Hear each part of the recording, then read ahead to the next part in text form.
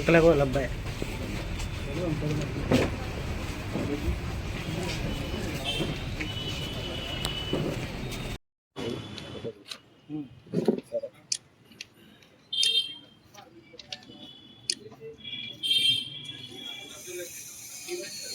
రోడ్ల పరిధిలో మొన్న 2వ తారీఖు 2/6/26 నాడు ఈ చనిపోయినటువంటి షేక్ జాకిర్ హుస్సేన్ అనే అతను చనిపోయాడు. అతను కనపడటం లేదని వాళ్ళ భార్య వచ్చి ఒక కంప్లైంట్ రూపంలో ఇవ్వడం జరిగింది. దాన్ని వెరిఫై చేస్తూ మా పోలీసులు రోడ్లు సిఐ గారు మరియు ఎస్ఐ గారు వాళ్ళ సిబ్బంది మనిషి కనపడలేదన్న దాని మీద వెరిఫై చేసుకుంటూ వెళ్తే ఊరి బయట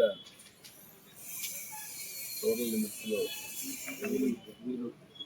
వేలూరు జాలాజీ రోడ్లో ఒక మగ మనిషి శవం కనబడింది. అతని వయసు సుమారు 40 సంవత్సరాలు ఉంటాయి. సో అప్పటికి ఇతను ఫలానా అని తెలియదు. వెంటనే దాన్ని సస్పీషియస్ డెత్ కింద కేసు రిజిస్టర్ చేసి దర్యాప్తు చేయడం జరిగింది. దర్యాప్తులో భాగంగా వెంటనే ఎందుకు సస్పీషియస్ డెత్ కట్టాల్సి వచ్చిందంటే బాడీ మీద ఎలాంటి ఇంజరీస్ లేవు, ఎలా చనిపోయాడు అనేది తెలియకుండా ఉంది. సో దాని మీద తీసుకొచ్చి కేసు కట్టిన తర్వాత బాడీని పోస్ట్ మార్టంకి పంపించి ఫర్దర్ దర్యాప్తులో సిఐ గారు ఎస్ఐ గారు ఇన్వెస్టిగేషన్ చాలా డీప్గా వెరిఫై చేసి దీనిలో క్లూస్ అన్నీ రాబట్టడం జరిగింది. మెయిన్ ఏంటంటే ఈ క్లూస్ ఈ వ్యక్తిని ముందు ఐడెంటిఫై చేయడం జరిగింది. ఐడెంటిఫై చేసిన తర్వాత ఎవరైతే కంప్లైంట్ ఇచ్చారో ఆమె చేత ఐడెంటిఫై చేసిన తర్వాత ఇతను ఎక్కడ పనిచేస్తున్నాడు ఏంటి అని ముందు సిఆర్ కాల్ డీటెయిల్స్ ద్వారా ఇతను ఎవరు, ఎక్కడ తిరుగుతాడు, ఎవరితో పని చేస్తాడు, ఏం పని చేస్తాడు అనే దాని మీద దర్యాప్తు చేస్తే ఈ కాళీషావల్లి అనే అతని దగ్గర ఎన్నుకున్న ముద్దాయి అతని దగ్గర టింకరింగ్ పని చేసేవాడు, టింకరింగ్ అసిస్టెంట్గా ఉండేవాడు. అప్పట్లో అతని భార్య ఈ మనీష అనే అమ్మాయి పక్కన ఉన్నాడు. వీళ్ళిద్దరి దగ్గర అతను పని చేస్తూ ఉంటే ఈ కాళీషావల్లి ఇంటికి రావడం లేదని చెప్పి ఈ అమ్మాయి కొంచెం ఆయన రావడం లేదు, ఏడ తిరుగుతాడు ఏదో చూడరా అని చెప్పేసి అతన్ని ఆ రోజు అబ్జర్వేషన్గా పెట్టడం జరిగింది. అది చిన్నగా వీళ్ళిద్దరికి పరిచయంగా మారి అక్రమ సంబంధం ఏర్పడిన దాని మీద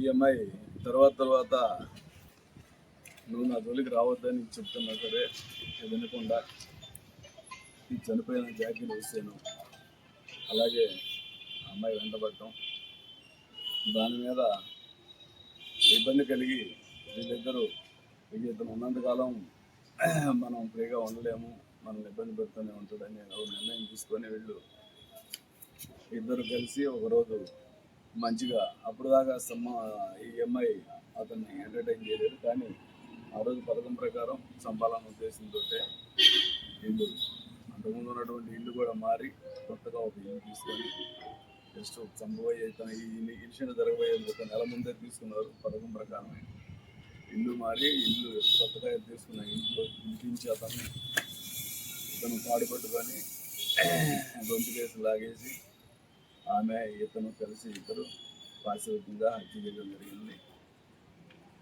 చనిపోయిన తర్వాత ఒక టాటా ఏస్ వాహనంలో తీసుకెళ్ళి ఆ వేలూరు జాలాజీ మధ్య కాలువ దగ్గర ఏం తెలియనట్టు పడేసి వచ్చారు.